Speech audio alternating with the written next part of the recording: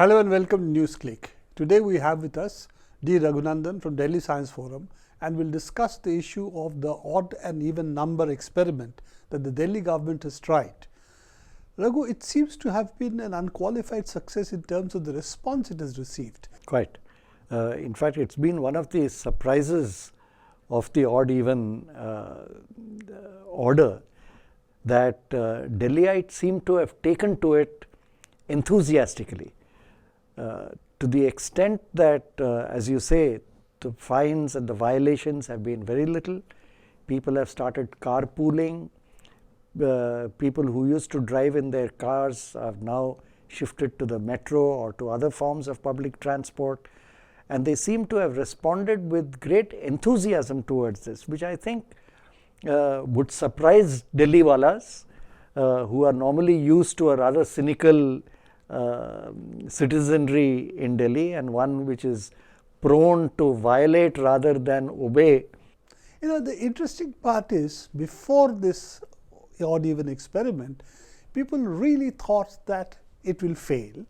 There's a lot of resentment about it, at least for those sections which are wedded to their cars, as it were. But the surprising part of it is that A, the success of it, and B, the welcome that people seem to have given, particularly the fact that the traffic congestion, jams, reduced quite dramatically in the last 15 days. Quite right. People have responded very well. Also, although there are indications that the extent of response has depended on where there has been or has not been last mile connectivity. For example, ridership of automobiles to Gurgaon has not declined as much as it has in other places, because, as you know, Gurgaon is notorious for not having public transport, last mile connectivity. So you get off your metro or whatever, and then you face difficulties in getting about. But where you've had this last mile transport, I think people have responded to it very well, because they know they have an alternative. And I think that gives us some important lessons for the future as well.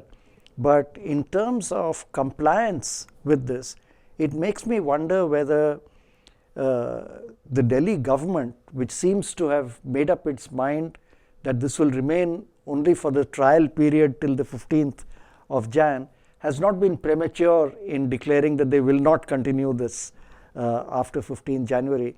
Well, one of the arguments is the buses were taken from the schools, and the schools were closed in this period. Right. And once those additional buses which the Delhi government was using go back to ferry the school children, then this problem would still be there, that the last mile connectivity would not be as good. But leaving that issue out, one of the arguments that have been given, and this seems to be widely being quoted, that this is really not a significant step towards pollution, that the pollution levels have hardly dropped. Of course, there's a counterfactual. We don't know what would have happened if this measure had not been taken. But leaving that out, is it correct to say that the automobiles have a very small percentage in terms of PM 2.5 and NOx, the two issues for which the diesel vehicles are held mostly responsible? Well, I am not sure at all. I think we are encountering the usual story of statistics being thrown up by people depending on which point of view they want to espouse. And I think we are seeing a concerted narrative which on the one hand comes from the automobile industry, but on the other hand seems to be coming from a fairly influential and substantial section of the media as well, that actually vehicular pollution is a small percentage of overall air pollution in Delhi. I have serious doubts about this. I think there are several basic mistakes being made. One is that when people talk about pollution, they usually confine themselves to talk about particulate matter and are not talking about the invisible pollutants, the gaseous pollutions. So NOx being the major element of that. The sulfur dioxides being another major constituent, ozone formation at lower altitudes also being major these are extremely serious pollutants with major impacts on health, but people are overemphasizing the particulates. And the problem with the particulate pollution is they are also extremely influenced by wind patterns, temperature patterns. So if you are measuring over a period of a week, you are not really sure what exactly is causing either high or low pollution levels. However, as one I think Supreme Court Justice remarked the other day when diesel manufacturers approached him to remove the ban on large vehicles, the judge sarcastically asked the diesel manufacturers, what, do you think your vehicles are emitting oxygen?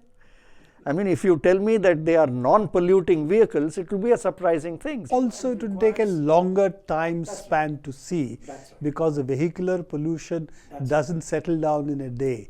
So what you're seeing is also a somewhat past pollution that has been there and that has not yet settled. Part of the problem also is when the AAP government announced this, they were also slightly apprehensive as to what would be the public reaction. So they kept arguing that this was an emergency measure done to control emergency levels of pollution which happen in peak winter time. So they've also built up the story that this is a quick fix for a short duration problem. That has also led then to the opponents looking only at short duration impacts and levels, which I don't think is right. In fact, if you remember, when the CNG was introduced for public transport, actually the pollution levels, particularly for PM 2.5, really came down and started rising again when the dieselization of private cars started happening in a large way. And in fact, today 50% of the newer cars in Delhi are diesel. And diesel is not only in Delhi, but all over the world has now been, as you know, has been held to be the major problem of pollution in urban conditions. So those who are arguing that there is something peculiar in Delhi due to which even if diesel vehicles come down, pollution levels are the same or have gone high are, to put it mildly, smoking something. Because the world over, we know the impact of diesel. Higher and higher emission reduction standards are being set in Europe, in Japan, in the US, precisely in recognition of this problem. The maximum ceiling for diesel vehicles has come down by a fifth in terms of the standards over the last decade or so, not for nothing, but because they have serious pollution problems. Now, coming to the other issue, that this has also been a trendsetter in other urban areas, particularly, as you know, there are about 20 towns and cities in India, particularly in the north, which have very, very poor ambient air quality. So this could also be a trendsetter. Second is that more than the pollution levels, the Delhiites have also said this has been a huge improvement in terms of traffic congestion. Do you think, therefore, that at least for the first time there is a realization that we need to move away from private transport to public transport, considering that only 15% of Delhiites actually use private cars and 85% use mass transport anyway? Quite right. I completely agree with you. And in fact, one of the earlier interviews we had done right here on Newsclick, precisely the same idea had come up during the discussions, that I think there's been too much focus in the newspapers lately of which measurement to take at what time of day, and is it due to smog inversion or not. I think we should be looking at what this has meant in terms of urban living, in terms of congestion on the road, people's convenience, and what applies to Delhi today will apply to the smaller cities tomorrow. And when I say small, I don't mean the small towns, I mean including state capitals of our country, which are facing very similar problems like Delhi does. And I think this has brought home to many.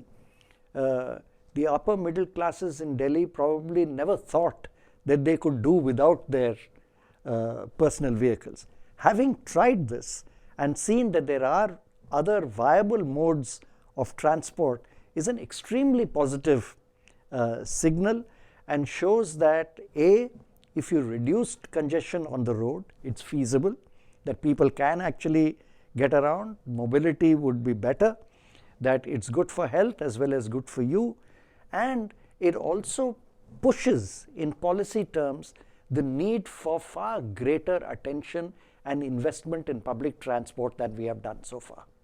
Last question. Buses. We need about 5,000 more buses. This is the received wisdom at the moment. Everybody is talking about it.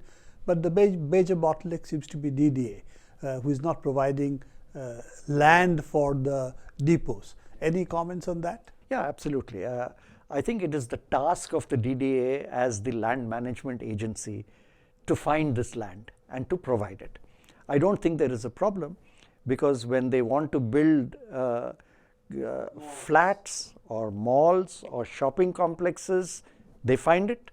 There's no shortage of land there. When it came to building the Commonwealth Games complex, they didn't find it difficult to build. Well, they did violate various environmental laws because of convenience, not because there was a shortage of land anywhere. That's an excuse which they use whenever they find it convenient to do so. So my point is, I think it is not difficult to find sufficient space for construction of depots if you are so inclined.